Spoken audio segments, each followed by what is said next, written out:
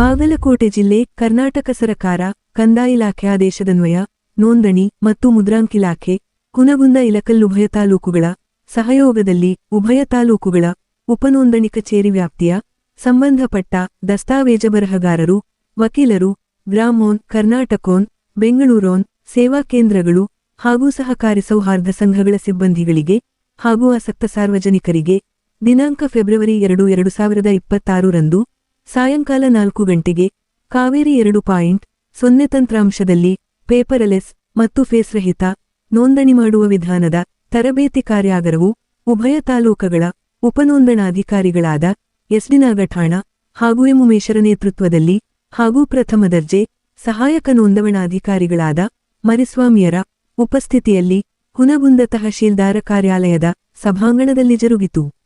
ಈ ಒಂದು ಕಾರ್ಯಾಗಾರದಲ್ಲಿ ಪೇಪರ್ಲೆಸ್ ಮತ್ತು ಫೇಸ್ಲೆಸ್ ತಂತ್ರಾಂಶದ ಪರಿಣಿತ ಹೊಂದಿದ ಇಂಜಿನಿಯರ್ ಆದ ದೇವೇಂದ್ರ ಸುತಾರರು ಹೇಗೆಲ್ಲ ಸಾರ್ವಜನಿಕವಾಗಿ ಲಾಗಿನ್ ಮಾಡಿಕೊಂಡು ಇನ್ನ ಮೇಲೆ ಆಸ್ತಿ ಖರೀದಿ, ದಾನಪತ್ರ, ಉಯ್ಯಲು, ಹಕ್ಕುಬಿಟ್ಟ ಪತ್ರ ಮತ್ತು ವಾಟ್ನಿ ಪತ್ರ, ಭಕ್ಷಿಸ ಪತ್ರ, ಕರಾರು ಪತ್ರ ಸೇರಿ ಇತರೆ ಪತ್ರಗಳನ್ನು ಪಡೆಯಲು ಅರ್ಜಿ ಭರ್ತಿ ಮಾಡುವ ವಿಧಾನ, ಅದರ ಅನುಕೂಲತೆ ಮತ್ತು ಅನಾನುಕೂಲತೆಗಳ ಬಗ್ಗೆ ಮಾಹಿತಿ ನೀಡಿದರು. ನಂತರ ಯಾವುದೇ ಪತ್ರದ ಕರಡು ಪ್ರತಿ ತಯಾರಿ ಮತ್ತು ಪ್ರಾಮಾಣೀಕೃತ ಆಸ್ತಿ ನೋಂದಣಿಗಾಗಿ ಆಧಾರ ಕಾರ್ಡ ಕಡ್ಡಾಯವನ್ನಾಗಿಸಿದ್ದರ ಬಗ್ಗೆ ಪ್ರಸ್ತಾಪಿಸಿದರು. ಆದರೆ ಆಧಾರ ಕಾರ್ಡ್ನಲ್ಲಿ ಹೆಸರು ವ್ಯತ್ಯಾಸವಾದಾಗ ನಂತರ ಮದುವೆಯಾಗಿ ಬರುವ ಮಹಿಳೆಯರ ನೋಂದಾವಣಿಯಲ್ಲಿ ಆಗುವ ಸಮಸ್ಯೆಗಳ ಬಗ್ಗೆ ತರಬೇತಿಯಲ್ಲಿ ಭಾಗಿಯಾದ ದಸ್ತು ಬರಹಗಾರರು ಸೇರಿ ಎಲ್ಲ ನೋಂದಾವಣಿ ವೃತ್ತಿಪರರಲ್ಲಿರುವ ಅನುಮಾನದ ಪ್ರಶ್ನೆಗಳಿಗೆ ಸಂವಾದ ನಡೆಸುತ್ತಾ ಉತ್ತರಿಸಿದರು. ಆದರೆ ರಾಜ್ಯಾದಾದ್ಯಂತ ಜರುಗಿದ ಕಾರ್ಯಾಗಾರದಲ್ಲಿ ಸರಕಾರ ಮತ್ತು ಕಂದಾಯ ಸಚಿವರಿಂದ ನೋಂದಾವಣಿಗೆ ಜಾರಿಯಾದ ಕಾಯ್ದೆ ಬಗ್ಗೆ ರಾಜ್ಯದಾದ್ಯಂತ ದಸ್ತು ಬರಹಗಾರರು ಸೇರಿ ನೋಂದಾವಣಿ ವೃತ್ತಿಪರರು ಎತ್ತಿರುವ ಪ್ರಶ್ನೆಗಳಲ್ಲಿ ಆಧಾರ ಕಾರ್ಡ್ ದಾಖಲಾತಿಗೆ ಪರ್ಯಾಯವಾಗಿ ಭಾರತ ಸರಕಾರದ ಆದಾಯ ತೆರಿಗೆ ಇಲಾಖೆಯು ಬ್ಯಾಂಕಿನ ಪ್ರತಿಯೊಂದು ವ್ಯವಹಾರಕ್ಕೆಂದು ಹಾಗೂ ಅವರ ಆರ್ಥಿಕ ಸ್ಥಿತಿಗತಿಯ ಪತ್ತೆಗಾಗಿ ಪಾನ್ ಕಾರ್ಡನ್ನು ಪ್ರಾಮಾಣೀಕೃತ ಮತ್ತು ಕಾನೂನಾತ್ಮಕ ಮಾನ್ಯತೆ ಇದ್ದರೂ ಸಹ ಇದನ್ನು ಪರಿಗಣಿಸದೆ ಪರ್ಯಾಯ ಗುರುತಿನ ಚೀಟಿಯ ಬಗ್ಗೆ ಸ್ಪಷ್ಟತೆ ಇಲ್ಲದಿರುವುದು ಮತ್ತೊಂದೆಡೆ ಪಾಸ್ಪೋರ್ಟ್ನು ದಾಖಲಾತಿಗೆ ಪರಿಗಣಿಸುವುದಾಗಿ ಹೇಳಲಾಗುತ್ತಿದೆ. ಆದರೆ ಎಲ್ಲ ಸಾರ್ವಜನಿಕರಲ್ಲಿ ಪಾಸ್ಪೋರ್ಟ್ ಇರಲು ಸಾಧ್ಯವೇ ಹಾಗೂ 70 ಮತ್ತು 80 ವರ್ಷಗಳುಳ್ಳ ಮಹಿಳಾ ಮತ್ತು ಪುರುಷ ವಯೋಮಾನವೃದ್ಧರ ಸವಿದಿರುವ ಬೆರಳುಗಳು ಮತ್ತು ಕಣ್ಣಗಳು ಬಯೋಮೆಟ್ರಿಕ್ ಐಡೆಂಟಿಗಾಗಿ ಸ್ವೀಕೃತಗೊಳ್ಳದಿರುವ ನಂತರ ಆಸ್ತಿ ಖರೀದಿಸುವ ಮತ್ತು ಮಾರಾಟ ಮಾಡುವ ಪಕ್ಷಗಾರರ ತಲಾ 2 ಸಾಕ್ಷಿದಾರರು ಇರಬೇಕೆಂದು ಹಾಗೂ ಆಸ್ತಿ ಸೇರಿ ಯಾವುದೇ ಪತ್ರದ ನೋಂದಾವಣಿ ಕರಡು ತಯಾರಿಸುವ ಸಂದರ್ಭದಲ್ಲಿ ಸಾಕ್ಷಿದಾರರು ಹಾಜರಿದ್ದು ಅವರ ಮೊಬೈಲಿನಿಂದ ಒಟಿಪಿ ಸಂಖ್ಯೆ ಪಡೆಯುವಲ್ಲಿ ಎದುರಾಗುವ ಸಮಸ್ಯೆ ನಂತರ ಪಕ್ಷಗಾರರೇ ನೀಡಿರೆಂದು ದಸ್ತಾವೇಜಿಗೆ ರುಜು ಹಾಕಬೇಕೆಂಬುದು ನಂತರ ನ್ಯಾಯಾಲಯದಲ್ಲಿರುವ ವ್ಯಾಜ್ಯದಾಸ್ತಿ ನೋಂದಣಿ ಹಾಗೂ ನೋಂದಣಿ ಕಾಯ್ದೆ 1908 ಮತ್ತು 1957 ತಿದ್ದುಪಡಿ ಕಾಯ್ದೆ ಬಗ್ಗೆ ಸ್ಪಷ್ಟತೆ ಇಲ್ಲದಿರುವ ಗೃಹಪತ್ರ ಸೃಷ್ಟಿಸುವ ಸಂದರ್ಭದಲ್ಲಿ ಮಾರುಕಟ್ಟೆ ಬೆಲೆಯನ್ನು ದೃಢೀಕರಿಸುವರ್ಯಾರು ಹಾಗೂ ಎಲ್ಲ ಜನಸಾಮಾನ್ಯರು ಸುಶಿಕ್ಷಿತರೇ ಮತ್ತು ಅವರೆಲ್ಲರ ಬಳಿ ಕಂಪ್ಯೂಟರ್, ಲ್ಯಾಪ್ಟಾಪ್ ಸೌಲಭ್ಯ ಸೌಕರ್ಯಗಳಿರುತ್ತವೆಯೇ? ಇಷ್ಟೆಲ್ಲೆದುರಾಗುವ ಸಮಸ್ಯೆಗಳಿಗೆ ನೋಂದಣಿ ಕಾಯ್ದೆಯಲ್ಲಿ ಉತ್ತರಿಲ್ಲೆಂದರೆ ಬಡಜನತೆಗೆ, ರೈತರಿಗೆ, ಸಾಮಾನ್ಯರಿಗೆ ಅದು ಹೇಗೆ ತಾನೇ ಅನುಕೂಲಾಗುತ್ತೆ? ಇದು ಅನುಕೂಲವಾಗುವುದಾದರೆ ಭೂಮಾಫಿಯಾ ಮತ್ತು ಭೂಗಳ್ಳರಿಗೆ ಅನುಕೂಲವಾಗುತ್ತದೆ ಎಂಬುದು ದಸ್ತು ಬರಹಗಾರರು, ಗ್ರಾಮವನ್ ಸೇವಾ ಕೇಂದ್ರ, ಸಾರ್ವಜನಿಕರು ಆದಿಯಾಗಿಯೆಲ್ಲ ನೋಂದಾವಣಿ ವೃತ್ತಿಪರರಿಗೆ ರಾಜ್ಯ ಸರಕಾರದ ಕಂದಾಯ ಇಲಾಖೆಯು ರಾಜ್ಯಾದಾದ್ಯಂತ ಏರ್ಪಡಿಸಿದ ಕಾರ್ಯಾಗಾರದಲ್ಲಿ ಎತ್ತಿದ ಪ್ರಶ್ನೆಗಳಿಗೆ ತಾಲೂಕುಗಳ ಉಪನೋಂದಣಾಧಿಕಾರಿಗಳು, ತರಬೇತಿ ಸಂಪನ್ಮೂಲ ವ್ಯಕ್ತಿಗಳು ಸರಕಾರ ಜಾರಿ ಮಾಡಿರುವುದನ್ನೇ ಕಾಯ್ದೆ ಬಗ್ಗೆ ಪ್ರಸ್ತಾಪಿಸಿದ್ದಾರೆ ಹೊರತು ಕಾಯ್ದೆಯಲ್ಲಿರುವ ಗೊಂದಲಗಳಿರುವ ಎತ್ತಿರುವ ಪ್ರಶ್ನೆಗಳಿಗೆ ಸ್ಪಷ್ಟತೆ ಮತ್ತು ಸಮರ್ಪಕವಾದ ಉತ್ತರಿಲ್ಲದಿರುವುದಕ್ಕೆ ಅಸಮಾಧಾನ ಮತ್ತು ಆಕ್ರೋಶ ವ್ಯಕ್ತವಾಗುತ್ತಿದೆ. ಹಾಗಾಗಿ ರಾಜ್ಯ ಸರಕಾರದ ಮುಖ್ಯಮಂತ್ರಿಗಳು, ಕಂದಾಯ ಸಚಿವರಾದ ಕೃಷ್ಣ ಬಹಿರೇಗೌಡರಿಂದ ಜಾರಿಯಾಗಿರುವ ನೋಂದಣಿ ಕಾಯ್ದೆಯು ಮೇಲ್ನೋಟಕ್ಕೆ ಸಾರ್ವಜನಿಕರಿಗೆ ಪರಿಣಾಮಕಾರಿಯಾಗಿ ಮತ್ತು ಅನುಕೂಲಕಾರಿಯೆಂದರೂ ಸಹ ರಾಜ್ಯಾದಾದ್ಯಂತ ಕಾರ್ಯಾಗಾರದಲ್ಲಿ ಎತ್ತಿರುವ ಅಪಸ್ವರ, ಗೊಂದಲಗಳಿಗೆ ಸ್ಪಷ್ಟತೆ ಮತ್ತು ಪಾರದರ್ಶತೆ ಇಲ್ಲದಿದ್ದರೆ ನಿಜಕ್ಕೂ ಈ ಕಾಯ್ದೆಯು ದಸ್ತು ವೃತ್ತಿಪರರಿಗೆ ಹಾಗೂ ಸಾರ್ವಜನಿಕ ವಲಯಕ್ಕೆ ಸಂಕಷ್ಟಕ್ಕೆ ದೊಡ್ಡುತ್ತದೆ ಎಂಬುದು ಕಾಯ್ದೆಯಲ್ಲಿನ ನ್ಯೂನತೆಗಳು ಎತ್ತಿ ತೋರಿಸುತ್ತವೆ. ಹಾಗಾಗಿ ಸರಕಾರ ತತ್ಕ್ಷಣೆಚ್ಚೆತ್ತುಕೊಂಡು ಸರಿಪಡಿಸಬೇಕೆಂಬುವುದೇ ಸಾರ್ವಜನಿಕ ವಲಯದ ಆಶಯವಾಗಿರುತ್ತದೆ. ನಂತರ ಈ ಒಂದು ಕಾರ್ಯಾಗಾರದಲ್ಲಿ ಮಾಧ್ಯಮ ಪ್ರತಿನಿಧಿಗಳು ಎದುರಾಗುವ ಸಮಸ್ಯೆ ಮತ್ತು ಅನುಮಾನಗಳಿಗೆ ಸಾರ್ವಜನಿಕರಿಗೆ ಹೇಗೆಲ್ಲುಪಯುಕ್ತವಾಗುವಂತೆ ವ್ಯವಸ್ಥೆ ಕಲ್ಪಿಸುವುದು ಸೇರಿ ಇತರೆ ಮಾಧ್ಯಮ ಪ್ರತಿನಿಧಿಗಳು ಕೇಳಲಾದ ಪ್ರಶ್ನೆಗಳಿಗೆ ಉಭಯ ತಾಲೂಕುಗಳ ಉಪನೋಂದಾವಣಿ ಅಧಿಕಾರಿಗಳು ಪ್ರತಿಕ್ರಿಯಿಸುತ್ತಾ ಉತ್ತರಿಸಿದರು. ಈ ಒಂದು ಕಾರ್ಯಾಗಾರದಲ್ಲಿ ಉಭಯ ತಾಲೂಕುಗಳ ಬಹುಸಂಖ್ಯೆಯಲ್ಲಿ ದಸ್ತುಬರಹಗಾರರು, ವಿವಿಧ ಗ್ರಾಮೋನ್ ಮತ್ತು ಈ ಸ್ಟಾಂಪ್ ವ್ಯವಹಾರ ನಿರ್ವಹಿಸುವ ಸಹಕಾರಿ ಸಂಘಗಳ ಸಿಬ್ಬಂದಿಗಳು ಹಾಗೂ ವಕೀಲರು, ಸಾರ್ವಜನಿಕರು ಉಪಸ್ಥಿತರಿದ್ದರು. Lokanayaka Kannada news bureau report Hungund. Verification ಆಗುತ್ತೆ ಸರ್ ನಾವು ಈಗ OTP ತಗೊಂಡ್ ಹೆಸರು ಹಾಕೊಂಡಿರ್ತೇವೆ ಸರ್. ಆಧಾರ್ ಕಾರ್ಡ್ ಹೆಸರು ಸ್ವಲ್ಪ ಸ್ಪೇಸ್ ಕೊಟ್ರು ಈ ಸೈನ್ ಆಗಲ್ಲ ಸರ್. ಮ್ಯಾರೇಜ್ ಹೌದು ಆಗೋದಿಲ್ರಿ. ಕರೆಕ್ಟ್. ರಿಜಿಸ್ಟ್ರೇಷನ್ ಈ ಸೈನ್ ಪ್ರಾಬ್ಲಮ್ ಆಗಲ್ಲ sir. As per Aadhaar name ಹೆಸರು ಬೇರೆ ಇರ್ತೈತೆ ಸರ್. ನಾವು ಅದ್ರ ಪ್ರಕಾರ ಹೆಸರು ಹಾಕೊಂಡು ಮುಂದೆ ಕ್ಲೇಮ್ ಮಾಡ್ತೀವಿ ಸರ್. ನೋಡ್ರಿ ಆಸ್ ಪರ್ ಆಧಾರನೇ ಉತ್ತಾರ ಮಾಡ್ಕೋಬೇಕು ಇವಾಗ ಫಸ್ಟ್. ಎರಡರಲ್ಲಿ ಒಂದು ಈಗ ದೇವೇಂದ್ರ ಡಾಟ್ ಇದೆ ಇವ್ರದೇ. ದೇವೇಂದ್ರ ಡಾಟ್ ಅಂತಿದೆ, ಅದು ಡಾಟ್ ಇದ್ದಿದ್ದಕ್ಕೆ ತಗೋತಾವ. ದೇವೇಂದ್ರ ಅಂತ ಅಷ್ಟೇ ಇರ್ಬೇಕು. ಉತ್ತಾರನಾಗ ದೇವೇಂದ್ರ ಅಂತಿತ್ತ ತಗೊಳ್ತೈತಿ. ದೇವೇಂದ್ರ ಡಾಟ್ ಇತ್ತಂದ್ರೂ ತಗೊಳಲ್ಲ ಸಮ್ಟೈಮ್ಸ್. ಆಸ್ ಪರ್ ಉತ್ತಾರ ಏನಿರ್ತೈತಿ, ಆಧಾರ ಚೇಂಜ್ ಆಗ್ಬೇಕು, ಒಂದು ಉತ್ತಾರ ಚೇಂಜ್ ಆಗ್ಬೇಕು. ಖರೀದಿ ಮುಂಚೆ ಹೆಸರು ಬೇರೆ ಇರ್ತೈತ್ರಿ. ಸಪೋಸ್ ಆಧಾರ್ ಕಾರ್ಡ್ ಚೇಂಜ್ ಆದಾಗ ಒಂದ್ ಹೆಸರು ಬೇರೆ ಇರ್ತೈತಿ ಸರ್. ಅವಾಗ ಹೆಂಗ್ ಮಾಡ್ಬೇಕು ಸರ್? ನೀವು ಎಲ್ಲೇ ತಗೊಳ್ರಿ ಸೇಮ್ ಉತ್ತಾರಲ್ಲಿದ್ದಂತ ಹೆಸರು ಆಧಾರಲ್ಲಿ ಇರಬೇಕು, ಆಧಾರಲ್ಲಿದ್ದಂತ ಉತ್ತಾರ ಇರಬೇಕು. ಇವಾಗ ಬಿಡ್ರಿ ಸರ್, ಇದು ಬಿಡಿ, ಉತ್ತಾರ ಬಿಡಿ. ಇವಾಗ ಲೆವನಿಸ್ ಕೇಸ್ ಥ್ರೂ ನೀವು ರಿಜಿಸ್ಟ್ರೇಷನ್ ಮಾಡ್ತೀರಾ, ಲೆವನಿ ಕೇಸಿನಲ್ಲಿ ಒಂದು ಡಾಟ್ ಇದ್ದು ಸಹ ತಗೊಳಂಗಿಲ್ಲ. ಅದು ನೋಡಿದ್ರಲ್ಲ, same process sir, same process sir. ಇಂತಿಸ್ ಪರ್ಸೆಂಟ್ ಮ್ಯಾಚ್ ಮಾತ್ರ ತೋರಿಸುತ್ತೆ, ಅದು ಕಂಪ್ಲೀಟ್ ಆಗಂಗೇ ಇಲ್ಲ. ಕಂಟಿನ್ಯೂ ಆಗುತ್ತೆ, ಅಲ್ಲಿ ತಗ ಕಂಟಿನ್ಯೂ ಆಗೋದಿಲ್ಲ.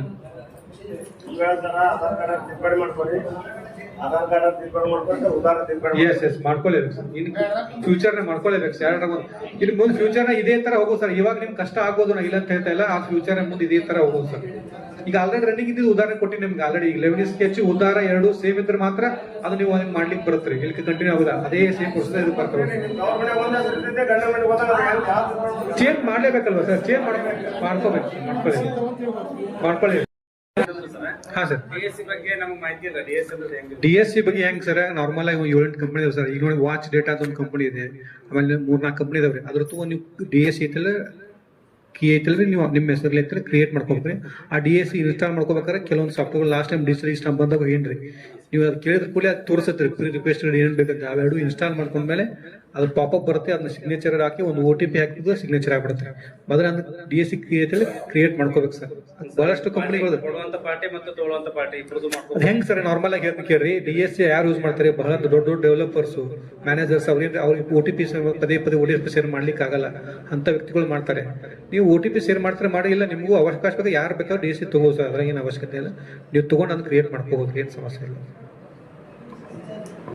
ಈಗ ತವ್ರ ಮನೆ ಹೆಸರಿರ್ತೈತ್ರಿ ಹೆಣ್ಮಗಳದು ಉದಾಹರಣೆಗೆ.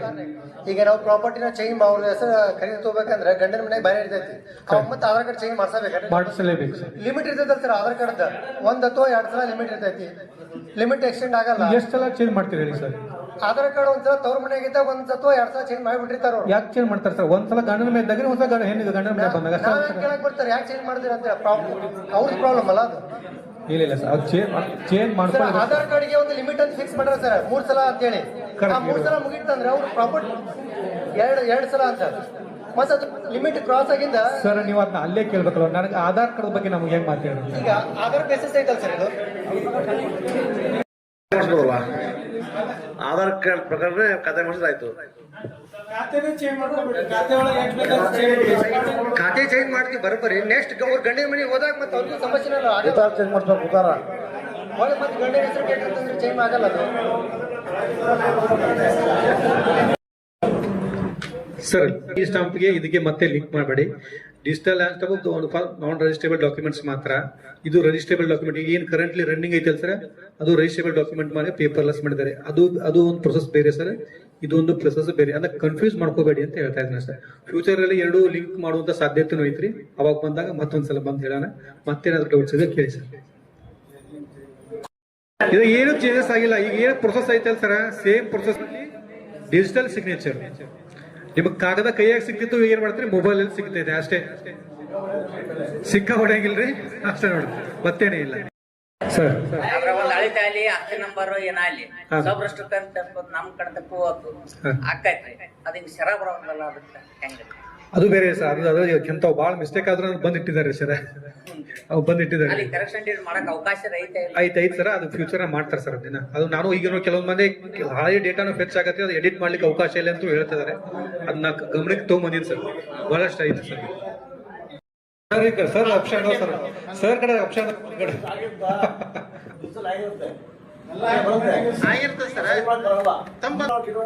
ಒಂದು ಪೆಂಡಿಂಗ್ ಇರ್ತಾರೆ ಸರ್, ರಿಜಿಸ್ಟ್ರೇಷನ್ ರಿಫ್ಯೂಸ್ ಮಾಡ್ತಾರೆ. ರಿಜಿಸ್ಟ್ರೇಷನ್ ಸರ್ ರಿಜಿಸ್ಟರ್ ಟ್ರೈನ್ ಅಂತ ಹೇಳಿ ಆಕ್ಟ್ ಪ್ರಕಾರ ನಾವು ಅದನ್ನ ಚೆನ್ನಾಗಿ ಬರೆದು ಸ್ಕ್ಯಾನ್ ಮಾಡ್ಕೊಡ್ತೀವಿ ಅಷ್ಟೇ. ರಿಜಿಸ್ಟರ್ ಪ್ರಕಾರ ರೂಲ್ ಪ್ರಕಾರ ಮಾಡ್ತೀವಿ. ನಾವು ಹಾಕೋದು ಯಾರಿಗೆ ಆಪರೇಟ್ ಆಗ್ತೀವಪ್ಪ. ಹಾ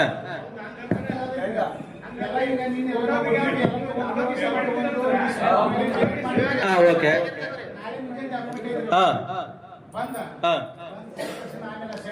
ಅದನ್ನ ನಮ್ಮ ರಿಜಿಸ್ಟ್ರೇಷನ್ ಆಕ್ಟ್ ಒಳಗೆ ನಾವ್ ಏನ್ ಮಾಡ್ಬೇಕು ಅನ್ನೋದು ಕಾನೂನು ಐತಿ. ಅದ್ರ ಪ್ರಕಾರ ನಾವು ಮಾಡ್ತೀವಿ. ನಿಮಗೆ ಅದನ್ನ ನೋಟಿಸ್ ಕೊಡ್ಬೇಕು, ಆ ಆಕ್ಟ್ ಒಳಗ ಪ್ರಕಾರ ನಾವು ಮಾಡ್ಕೊಡ್ತೀವಿ. ನಾವು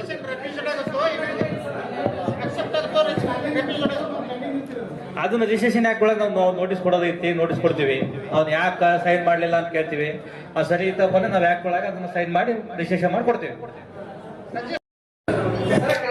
ಅವ ಎಪ್ಪಟ್ಟು ತಂಪು ಕೊಟ್ಟಾದ್ಮ್ಯಾಗ, ಅದಕ್ಕಿಂತ ಮುಂಚೆ ಅಲ್ಲ. ಮತ್ತ ಕೊಡಲ್ಲ, ನಮ್ಮ ಡಿಒಗ್ ಹಾಕಿರೋದಿಲ್ಲ. ನಾವಿನ್ನ ಫೋಟೋಕ್ಕೆ ಹಾಕಲ್ಲ. ನಾವು ಆ ಡಿಒಗ್ ಹಾಕಿ ಒಂದು ಫೋಟೋ ಕೊಡ್ಲಿಲ್ಲ ಅಂದ್ರೆ ನೀವು ಅವಾಗ ರೆಫ್ಯೂಸ್ ಆಗಲಿ ಅಥವಾ ವಿಡ್ರಾವಲ್ ಮಾಡ್ಕೋಬೇಕು. ಫೋಟೋ ತಕ್ಕೊಂಡು ಎಪ್ಪಟ್ಟು ಕೊಟ್ಟಾದ್ಮೇಲೆ ಸಹಿ ಮಾಡ್ಲಿಲ್ಲ ಅಂದ್ರೆ ಯಾಕೆ ಪ್ರಕಾರ ನಾವು ಮಾಡ್ಕೊಡ್ತೀವಿ.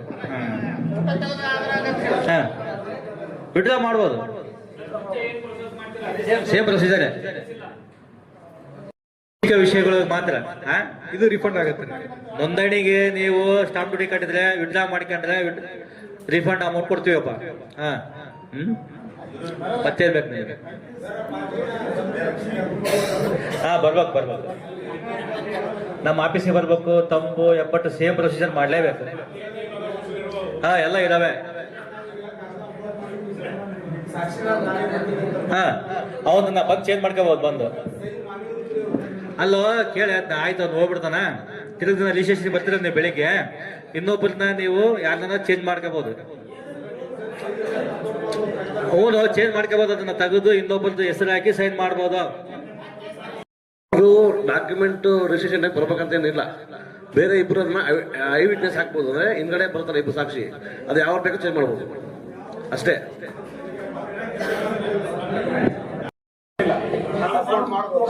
ಹಲೋ, ಸೇಮ್ ಪ್ರೊಸೀಜರ್ ಅಪ್ಪ. ಎಲ್ಲ ಸೇಮ್ ಪ್ರೊಸೀಜರ್, ಚೇಂಜ್ ಮಾಡ್ಕೋಬಹುದು ನೀನು. ಪಾರ್ಟಿದು OTP ತಗೊಂತೀವಿ ಸರ್. ನಾವು OTP ತಗೊಂಡು ಕಾಗದ ಅಪ್ಲೋಡ್ ಮಾಡಿವ್ರಿ. ಡಿಜಿಟಲ್ ಸಹಿ ಮಾಡಿಸಿಲ್ಲ. ಅವ್ರು ನಾಳೆ ಬರ್ತೀನಿ ಅಂದ್ರೆ ಅದಕ್ಕೆ ಡಿಜಿಟಲ್ ಸೈನ್ ಮಾಡಿದ್ರೆ ನಮ್ಮಲ್ಲಿ ಬರೋದೇ ಇಲ್ಲ ಅದು ಕಾಗದ. ನೀ ಡಿಜಿಟಲ್ ಸೈನ್ ಮಾಡಿದ ಮ್ಯಾಗ ನಮ್ಮ ಆಫೀಸಿಗೆ ಬರ್ತದೆ. Pass card, Aadhaar card, PAN card ಏನೇ ಡೌನ್ಲೋಡ್ ಮಾಡ್ಕೋತಾರಲ್ಲ ಸರ್, ನಿಮ್ಮ ಡೀಡು ಈ ಡಿಜಿ ಲಾಕರ್ ಥ್ರೂ ಸಹ ನೀವು ಡೌನ್ಲೋಡ್ ಮಾಡ್ಕೋಬಹುದು. ಇದನ್ನ ಆಸ್ ಅ ಲೀಗಲ್ ಆಗಿ ನೀವು ಎಲ್ಲಿ ಬೇಕಾದ್ರೆ ಸಬ್ಮಿಟ್ ಮಾಡ್ಬೋದು. ಬೆಸ್ಟ್ ರೀ. ಆಸ್ ಪಾರ್ಟಿ ಯಾರು ಬಂದ್ರೆ ಅವ್ರ ಹೆಸರಲ್ಲಿ ಒಂದು ಲಾಗಿನ್ ಕ್ರಿಯೇಟ್ ಮಾಡಿ ಅವ್ರ ಥ್ರೂ ಅಪ್ಲಿಕೇಶನ್ ಹಾಕಿದ್ರೆ ಪಾಪ ಅವ್ರಿಗೂ ಬೇಕಾದಾಗ ಡೌನ್ಲೋಡ್ ಮಾಡ್ಕೊಳ್ಳಿಕ್ಕೆ ಅವಕಾಶ ಸಿಗ್ತದೆ. ಡಾಕ್ಯುಮೆಂಟ್ಸ್ ರಿಜಿಸ್ಟರ್ ಸಲುವಾಗಿ ಡೀಡ್ ತಯಾರು ಮಾಡ್ತಾ ಇದ್ದಿಲ್ವ, ಅದಕ್ಕೋಸ್ಕರ ನಾವು ಅದ್ರ ಚೆಕ್ ಅಥವಾ RTGS ಅಥವಾ ಅದನ್ನ ತೋರಿಸ್ತಾ ಇದ್ದೇವೆ ಡೀಡ್ದೊಳಗೆ. ಅದು ತೋರಿಸಲೇಬೇಕು. ತೋರಿಸ್ಬೇಕು ಸರ್. ಇಲ್ಲ ಅಡ್ವಾನ್ಸ್ ಪೇಮೆಂಟ್ ಸೇಮ್ ಐತಲ್ಲ ಸರ್? ಸೇಮ್. ಪ್ಯಾನ್ ಕಾರ್ಡು ಅಥವಾ ಅದಕ್ಕೆಲ್ಲ ತೋರಿಸಲೇಬೇಕು ಸರ್.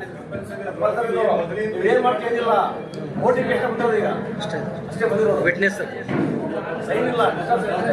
ಅಷ್ಟೇ ಬರುತ್ತೆ, ಹಂಗೆ ಬರುತ್ತೆ.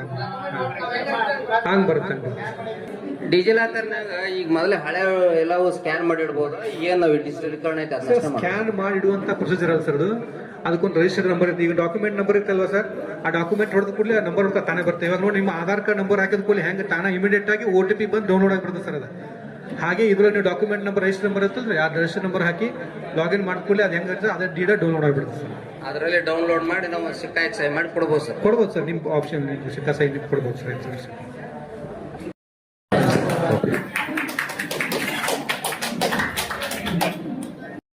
ಸರ್, ಇವತ್ತು ಈ ಬಾಂಡ್ ರೈತರಿಗೆ ಇಟ್ಟಂತ ತರಬೇತಿ ಒಳಗೆ ಯಾವ್ಯಾವ ಮಾಹಿತಿ ಕೊಟ್ರಿ, ಎದ್ರ ಬಗ್ಗೆ ಇದ್ರ ಸ್ವಲ್ಪ ಸಮಗ್ರ ಮಾಹಿತಿ ಕೊಟ್ರಿ ಸರ್.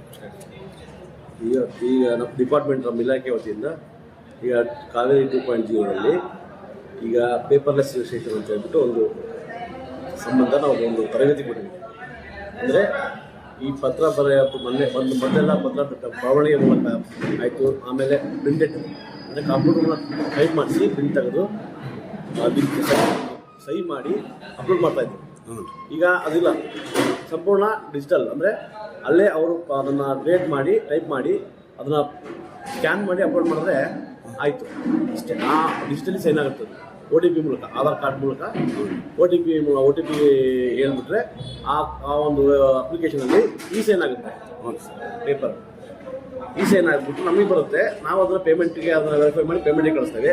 ಅಲ್ಲಿ ಕೂಡ ಪ್ರೊಸೆಸ್ ಸೈನ್ ಆಗುತ್ತೆ. ಮತ್ತು ನಾವು ನಮಗೆ ಅದು ಆ್ಯಕ್ಚುಲಿ ಪೇಪರ್ಲೆಸ್ ಅಂದರೆ ಪೇಪರ್ ಇಲ್ದಂಗೆ ನಮಗೆ ಡಿಜಿಟಲ್ ಮುಖಾಂತರ ನಮಗೆ ಬರುತ್ತೆ. ಈಗ ಈ ಸ್ಟಾಂಪ್ ಹೆಂಗೆ ಕ್ರಿಯೇಟ್ ಮಾಡ್ತಾರೆ ಆ ಟೈಪ್ ಡಾಕ್ಯುಮೆಂಟು ಕ್ರಿಯೇಟ್ ಮಾಡಬೇಕು, ಕ್ರಿಯೇಟ್ ಮಾಡಿ ಕಳಿಸ್ಬೇಕು. ಇದು ಕಳಿಸ್ತಿರೋದು ಸರ್.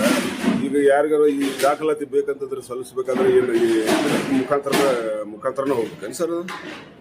ಈಗ ಆ ದಾಖಲಾತಿ ಬೇಕಾದ್ರು ಅಂತಂದ್ರೆ ಯಾರು ಸಂಬಂಧಪಟ್ಟವ್ರಿಗೆ ಅದನ್ನ ಹಾಜರುಪಡಿಸ್ಬೇಕಾಗ್ತದೆ. ಅವಾಗ ಹೆಂಗೆ ಸರ್ ಅದು ಇದು ಮಾಡೋದು? ಯಾವ ತರ ಪ್ರಶ್ನೆ ಹೇಳಿ? ಈಗ ನೀವು ದಾಖಲಾತಿ ಆಗಿದ್ದು ಇದ್ರಲ್ಲಿ ಡಿಜಿಟಲ್ ಲಾಕರ್ ಒಳಗೆ ಇರ್ತೈತೆ ಅಂತ ಹೇಳಿದ್ರಿ. ಈಗ ಇಲ್ಲ, ಇದು ಮುಂದೆ ಲಿಂಕ್ ಕೊಡ್ತಾರೆ ಡಿಜಿ ಲಾಕರ್ಗೆ. ಸದ್ಯಕ್ಕಂತೂ ನಿಮ್ದೇನು ಲಾಗಿನ್ ಇಂದ ನೀವು ಅಕೌಂಟ್ ಇರ್ತಿರಲ್ಲ, ಸಿಟಿಜನ್ ಲಾಗಿನ್ ಇಂದ ಹಿಂದೆ ಒಂದು ಕ್ರಿಯೇಟ್ ಮಾಡ್ಕೊಂಡು ಆ ನಿಮ್ ಲಾಗಿನ್ ಅಲ್ಲೇ ಆ ಡಾಕ್ಯುಮೆಂಟ್ ಬಂದು ಓಪನ್ ಆಗುತ್ತೆ. ಒಂದ್ ವೇಳೆ ಅದು ಏನೋ ತಾಂತ್ರಿಕ ಸಮಸ್ಯೆ ಆಯ್ತು, ಅವಾಗ ಅದನ್ನ ಹೆಂಗ್ ಹಾಜರುಪಡಿಸಿಲ್ಲ? ಇಲ್ಲ, ಇದು ಲೈಫ್ ಟೈಮ್ ಪ್ರಿಸರ್ವ್ಡ್ ಡಾಕ್ಯುಮೆಂಟ್. ಯಾವುದೇ ತರ ತಾಂತ್ರಿಕ ಸಮಸ್ಯೆ ಆಗಲ್ಲ. ನಿಮ್ ಲಾಗಿನ್ ID ನಿಮ್ಗೆ ಸರಿಯಾಗಿ ಗೊತ್ತಿರಬೇಕು, ಅದನ್ನು ನೀವು ಸೇವ್ ಮಾಡಿ ಇಟ್ಕೊಂಡಿರ್ಬೇಕು. ಅಲ್ಲಿ ಓಪನ್ ಮಾಡಿದಾಗ ನಿಮ್ ಡಾಕ್ಯುಮೆಂಟ್ ಎನಿ ಟೈಮ್ ನೀವು ಓಪನ್ ಮಾಡಬಹುದು, ಪ್ರಿಂಟ್ ತಗೋಬಹುದು. ಅದೇ ಒರಿಜಿನಲ್ ಅಂತಾನು ಯೂಸ್ ಮಾಡ್ಕೋಬಹುದು. ಅಲ್ಲಿ ಪ್ರಿಂಟ್ ತಗೊಳಕ್ ಅವಕಾಶ ಐತೆ ಅಂದಂಗ ಆತ್ರಿ. ಅದನ್ನ ಕೇಳಕತ್ತೀನಿ. ಈಗ PDF ಮೂಲಕ ಸೇವ್ ಮಾಡ್ಕೋಬಹುದು, ಮೊಬೈಲಲ್ಲಿ ಸೇವ್ ಮಾಡ್ಕೋಬಹುದು, ಅದನ್ನ ಇಮೇಲ್ ಕೂಡ ಮಾಡ್ಕೋಬಹುದು. ಈ ಮೂಲಕ ಮಾಡ್ಕೋಬೇಕು. ಈಗ ಮತ್ತೆ ಕೆಲವೊಂದು ನಿಮ್ಮ ಇವು ಬಾಂಡ್ ಬರಗಾರ ಏನ್ ಸ್ವಲ್ಪ ಒಂದಿಷ್ಟು ಗೊಂದಲಗಳಿಗೆ ಪ್ರಶ್ನೆ ಇದು ಮಾಡಿದ್ರು. ಈಗ ಅದಕ್ಕೆ ನಿವಾರಣೆ ಹಿಂದಿನ ಇದ್ದಿದ್ದು ಗಂಡನ ಮನೆಗೆ ಬಂದಿದ ಮೇಲೆ ಆ ಸಮಸ್ಯೆಗೆ ಪರಿಹಾರ ಮತ್ತೆ ಏನೈತ್ರಿ ಅದಕ್ಕೆ? ಆಧಾರ್ ಕಾರ್ಡ್ ತಿದ್ದುಪಡಿ ಮಾಡಿಸ್ಕೋಬೇಕು. ಇಲ್ಲ, ತಿದ್ದುಪಡಿ ಮಾಡ್ಕೋಬೇಕು ಅಥವಾ ಉತ್ತಾರನೆ ತಿದ್ದುಪಡಿ ಮಾಡ್ಕೋಬೇಕು. ಈಗ ಸರಿ ಹಿಂದಿನ ಪೂರ್ವ ಇದ್ದಿದ್ದು ಈಗ ಕೆಲವೊಬ್ರು ದಾಖಲಾತಿ ಇಲ್ಲ, ಅಂತವು ಹೆಂಗ್ ಮಾಡೋದ್ರಿ? ಇಲ್ಲ, ದಾಖಲಾತಿ ಆಧಾರ್ ಕಾರ್ಡ್ ಎಲ್ಲರದ್ದು ಇದ್ದೇ ಇರುತ್ತೆ. ಇಲ್ಲ ಸರ್, ಈಗ ನಾ ಅದ್ರದ್ ಬಗ್ಗೆ ಹೇಳಕತ್ತಿಲ್ಲ. ಈಗ ಅವರ ವಯಸ್ಸಿನ ಪ್ರಮಾಣದ ಪ್ರಕಾರ ಕೆಲವೊಂದು ಸತ್ತು ಹೋಗಿರ್ತಾವ, ಅಂತವ್ರದ್ದು ಹಾಜರುಪಡಿಸಂತಂದ್ರೆ ಹೆಂಗ್ ಪಡಿಸ್ಬೇಕಾಗ್ತೈತ್ರಿ? ಕೆಲವೊಂದು ಸತ್ತು ಹೋಗಿರ್ತಾವಲ್ರಿ, ಹೌದು. ಮತ್ತೆ ಅವ್ರು ಪೌತಿ ಪಟ್ಟ ಮಾಡಿಸ್ಕೊಳ್ಳೇಬೇಕು. ಪೌತಿ ಪಟ್ಟ ಮಾಡಿಸ್ಕೊಂಡು ಪೌತಿ ಪಟ್ಟ ಮಾಡಿಸಬೇಕು. ಈಗ ಕೆಲವೊಂದು ದಾಖಲಾತಿ ಸಿಗ್ಲಿಲ್ಲ ಅಂತಂದ್ರೆ ಮತ್ತೆ ಅಂತವ್ ಹೆಂಗ್ ಮಾಡ್ತಾರೆ? ಅವೈಲೇಬಲ್ ಇರ್ತಾವೆ ದಾಖಲೆ ಎಲ್ಲ ಆನ್ಲೈನ್ ಆಗಿದೆ, ಎಲ್ಲ ಆನ್ಲೈನ್ ಬರ್ತಾ ಇದೆ. ನಿಮ್ದಲ್ಲ ಸರ್, ಈಗ ಪ್ರಸ್ತುತ ಹಿಂದಿನವರು ಈಗ ಕೆಲವೊಂದು ಪೂರ್ವಜರು ದಾಖಲಾತಿ ಇರಲಾರ್ದ ಸತ್ತು ಹೋಗಿರ್ತಾರ, ಅಂತವ್ರಿಗೆ ಆ ದಾಖಲಾತಿ ಬೇಕಂತಂದ್ರೆ ಹೆಂಗ್ ಸಲ್ಲಿಸೋದು? ಇಲ್ಲ, ಹಳೆ ದಾಖಲಾತಿಗಳೆಲ್ಲ ರೆಕಾರ್ಡ್ ಅಲ್ಲಿ ಇರುತ್ತೆ, ಸಿಗುತ್ತೆ. ಹಳೆ ದಾಖಲಾತಿಗಳು ಯಾರೇ ಈಗ ನಿಮ್ಗೆ ಅಲ್ಲ ಸರ್, ಈಗ ನೋಂದಣಿಗೆ ನಿಮ್ಗೆ ಇಂತ ಇದು ಆಧಾರ್ ಬೇಕು ನಮ್ಗೆ ಕಂದ್ ಕೇಳಿದ್ರ ಅಂತಂದ್ರೆ ಅವ್ರ ಹಿಂದಿನವ್ರು ಆಧಾರ್ ಎಲ್ಲಿ ಸಿಗ್ತಾವ್ರಿ? ಹಿಂದಿನವ್ರಲ್ಲ, ಪ್ರೆಸೆಂಟ್ ಆಗೋರು, ಕೊಡೋರು ತಗೊಳ್ಳೋರು ಅವ್ರ ಆಧಾರ್ ಕಾರ್ಡ್ ಬೇಕಾಗತ್ತೆ. ಪೂರ ಆಧಾರ್ ಕಾರ್ಡ್ ಅಷ್ಟೇ ಕೊಡ್ಬೇಕಿಲ್ಲ ನಿಮಗೆ, ಅವ್ರದಷ್ಟೇ. ಹಿಂದಿನವ್ರದ್ದು ಏನಿಲ್ಲ, ತೀರೋಗಿರ್ತಾರೆ, ಇವ್ರ ಪ್ರಕಾರ ಉತ್ತರ ಹೆಸರು ಬರುತ್ತೆ.